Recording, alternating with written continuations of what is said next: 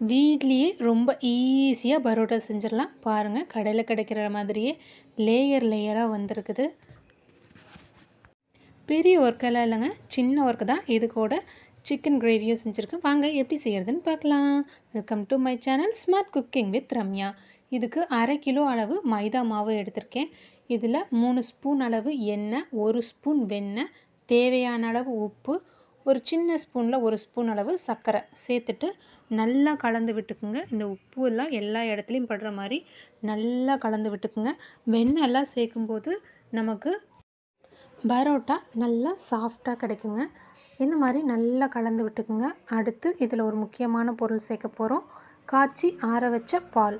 இதுவும் பரோட்டாக்கு ரொம்பவே இம்பார்ட்டன்ட். இந்த பால், வெண்ணெய் இதெல்லாம் சேர்க்கும்போது நமக்கு நல்லா சாஃப்டாக கிடைக்குங்க. பால் சூடாக சேர்த்துறாதீங்க, காய்ச்சி ஆற வச்சுட்டு அதுக்கப்புறமா சேர்த்துக்குங்க. ஒரு 1/2 டம்ளர் அளவு பால் சேர்த்துருக்கேன். பாதி பால் பாதி தண்ணி அந்த மாதிரி சேர்த்துக்கிட்டால் நமக்கு கரெக்டாக இருக்கும். பால் சேர்த்து நல்லா மிக்ஸ் பண்ணிவிட்டு கொஞ்சம் கொஞ்சமாக தண்ணி சேர்த்து நல்லா நம்ம சப்பாத்தி மாவு பிசைவோம் பாருங்கள், அந்த மாதிரி பிசைஞ்சுக்குங்க.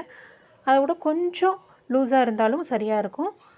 இதை நம்ம நல்லா பிசையணும். அதனால் சப்பாத்தி கட்டையில் கொஞ்சம் எண்ணெய் ஊற்றிட்டு வீடியோவில் காமிக்கிற மாதிரி நல்லா இழுத்து ஒரு 5 நிமிஷத்துக்கு நல்லா பிசைஞ்சுக்குங்க. அப்போ தான் நமக்கு வந்து இந்த க்ளூட்டன் ஃபார்ம் ஆகி பரோட்டா நல்லா சாஃப்டாக இருக்குங்க. அதனால் இந்த மாதிரி இழுத்து ஒரு 5 நிமிஷத்துக்கு பொறுமையாக பிசைஞ்சு எடுத்துக்கலாம். எடுத்துகிட்டு இதை ஒரு 2 மணி நேரம் எண்ணெய் அப்ளை பண்ணி ஊற வச்சிடலாம். அதுக்குள்ளே நம்ம சிக்கன் கிரேவி ரெடி பண்ணிடலாம். எண்ணெயில் பட்டை, கிராம்பு, பிரிஞ்சி இலை, கொஞ்சமாக சோம்பு தாளித்ததுக்கப்புறம் 3 பெரிய சைஸ் வெங்காயத்தை சேர்த்துக்குங்க. குட்டி குட்டியாக கட் பண்ணி சேர்த்துக்கும் போது நமக்கு ஈஸியாக எல்லாமே மசிஞ்சு வந்துடும். 3 வெங்காயத்தையும் சேர்த்துட்டு நல்லா இதை வதக்கிக்கலாம். கொஞ்சமாக கருவேப்பிலை சேர்த்துக்குங்க. 1 டீஸ்பூன் அளவு இஞ்சி பூண்டு பேஸ்ட்டு சேர்த்துக்கலாம். சேர்த்துட்டு பச்சை வாசம் போகிற அளவு நல்லா வதக்கி பரோட்டா எந்த அளவு ஊறுதோ அந்த அளவுக்கு நமக்கு டேஸ்ட்டும் நல்லாயிருக்கும். இன்றைக்கி நான் சிக்கன் கிரேவி தான் பண்ணியிருக்கேன். நீங்கள் சிக்கன் சால்னா அந்த மாதிரி எது வேணால் ரெடி பண்ணிக்கலாம். இன்னொரு வீடியோவில் சிக்கன் சால்னாவும் உங்களுக்கு நான் அப்லோட் பண்ணுறேன். 2 மீடியம் சைஸ் தக்காளியும் கட் பண்ணி சேர்த்துக்குங்க.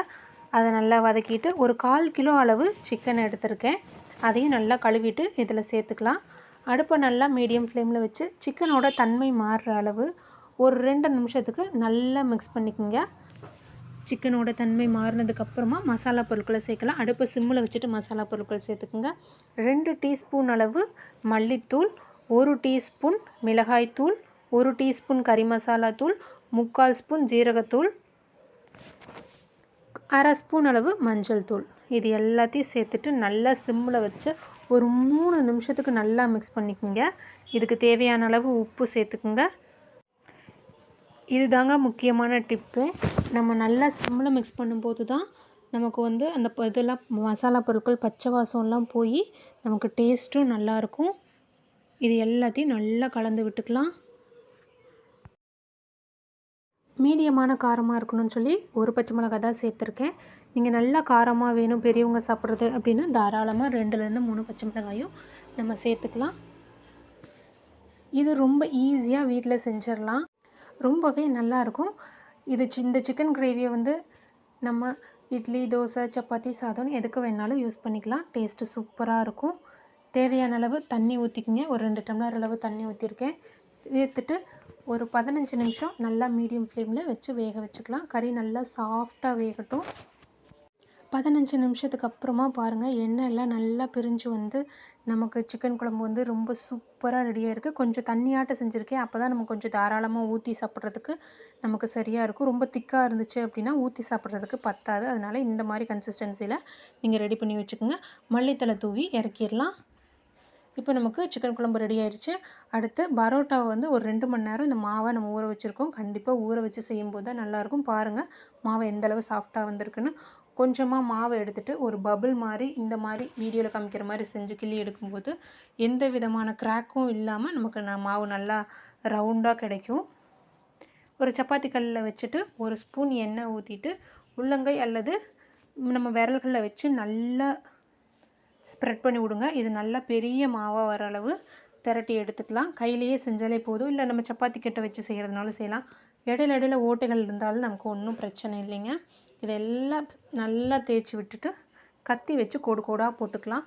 இதுதான் நமக்கு லேயராக வர்றதுக்கான முக்கியமான டிப்புங்க. இப்படி செய்யும்போது தான் நமக்கு லேயர் வந்து நல்லா லேயராக நீட்டாக கிடைக்கும். இந்த மாதிரி செஞ்சு பாருங்கள். நமக்கு வேலையும் ஈஸியாக இருக்கும். நமக்கு ஹோட்டலில் செய்கிற மாதிரி அந்த விசிறதுக்கெல்லாம் நமக்கு வந்து வராது இல்லைங்களா? இது மாதிரி செஞ்சுக்கும்போது நமக்கு வேலை ரொம்ப ஈஸியாக முடிஞ்சிடும். 2 சைடில் இருந்தும் ஒன்றா சேர்த்துட்டு கொஞ்சமாக நீளமாக இழுத்துக்குங்க. மாவை வீடியோவில் காமிக்கிற மாதிரி லைட்டாக மட்டும் உருட்டுங்க. ரொம்ப அமுத்தி உருட்டுனா லேயர்லாம் ஒட்டிக்கும். சேர்த்துட்டு கொஞ்சமாக பொறுமையாக மாவை வந்து இழுத்து விடுங்க. வேகமாக இழுத்தோம் அப்படின்னா பிஞ்சு போயிடும். அதனால் பொறுமையாக இழுத்துட்டு ஒரு ரவுண்டாக இதை நம்ம ரெடி பண்ணி வச்சுக்கலாம். அந்த கடைசி பகுதியை உள்ளே வச்சுக்கோங்க.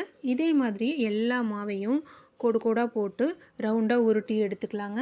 உருட்டி எடுத்துகிட்டு இதை ஒரு 10 நிமிஷம் அளவு ரெஸ்ட்டு விட்டுறலாம். அதுக்கப்புறம் இப்போ நம்ம மாவு வந்து தேய்ச்சி எடுத்துக்கலாம். சப்பாத்தி கல்லில் வச்சுக்கோங்க. வச்சுட்டு ஆல்ரெடி நமக்கு போதுமான அளவு எண்ணெய் இருக்கும். தேவைப்பட்டால் மட்டும் சேர்த்துக்குங்க. உள்ளங்கையிலேயே வச்சு இந்த அளவு எந்த அளவு முடியுமோ அந்த அளவு ஸ்ப்ரெட் பண்ணி விட்டுக்குங்க. நமக்கு மாவு தயாராகிடுச்சு. தோசைக்கல் மிதமான சூட்டில் இருக்கும்போது ஒரு 1/2 ஸ்பூன் எண்ணெய் ஊற்றிக்கிங்க. நம்ம ரெடி பண்ணி வச்சுருக்கிற பரோட்டாவையும் இதில் சேர்த்துக்கலாம். மேலே ஒரு 1/2 ஸ்பூன் எண்ணெய் ஊற்றிக்கலாம். கல் ரொம்ப ஸ்பீடாக இருந்துச்சு அப்படின்னா சீக்கிரமாக நமக்கு மேலெல்லாம் வெந்துடும். உள்ளுக்குள்ளெல்லாம் மாவு மாவாக இருக்கும். அதனால் மீடியம் ஃப்ளேம் அல்லது சிம்மில் வச்சு சுட்டு எடுக்கும்போது நமக்கு 2 சைடும் நல்லா வெந்திருக்கும். உள்ளுக்குள்ளேயும் நல்லா வேகும். அடுப்பை ஸ்பீடாக வைக்காதீங்க. சிம்மில் அல்லது மீடியம் ஃப்ளேமில் வச்சு வீடியோவில் காமிச்சிருக்க மாதிரி கோல்டன் ப்ரௌன் கலரில் 2 பக்கம் திருப்பி போட்டு நம்ம சுட்டு எடுத்துக்கலாம். இப்போ தட்டில் வச்சு தட்டுறங்காட்டி எனக்கு கம்ஃபர்டபுளாக இல்லை. அதனால் சப்பாத்தி கட்டையிலே மாற்றிட்டு இந்த மாதிரி ஒரு 2 அல்லது 3 பரோட்டாவை கொஞ்சம் சூடாக இருக்கும்போதே இந்த மாதிரி அடித்து எடுத்துக்குங்க. அப்போ தான் நமக்கு சரியாக இருக்கும். ரொம்ப ஆற விட்டுற வேண்டாம். சூடாக இருக்கும்போதே இந்த ப்ராசஸ் செஞ்சுருங்க. பாருங்கள் எந்தளவு நமக்கு லேயராக கிடச்சிருக்கு அப்படின்னு. நீங்களே ஆச்சரியப்படுவீங்க. ரொம்ப சாட்டிஸ்ஃபைடாக ஃபீல் பண்ணுவீங்க. அந்தளவு சூப்பராக இருக்கும். எல்லா சப்பாத்தியையும் சுட்டு நம்ம ஒரு ஹாட் பாக்ஸில் போட்டு வச்சிடலாம். அப்போ தான் நமக்கு இன்னுமே கொஞ்சம் சாஃப்டாக அப்படியே சூடாக இருக்கும். பரோட்டாவை அடித்ததுமே ஹாட் பாக்ஸுக்கு மாற்றிடுங்க. வெளியில் வச்சுருந்தோம் அப்படின்னா ரொம்ப ட்ரை ஆயிரும். செஞ்சு பாருங்கள் வீட்டில். வீடியோ பிடிச்சிருந்த சேனலை சப்ஸ்கிரைப் பண்ணி ஃபாலோ பண்ணுங்கள். அப்படியே லைக் பண்ணி ஷேர் பண்ணுங்கள். இனிமேல் பரோட்டா செய்கிறது ரொம்ப ஈஸியான ஒர்க் தாங்க. தேங்க்யூ ஸோ மச் ஃபார் வாட்சிங் மை சேனல்.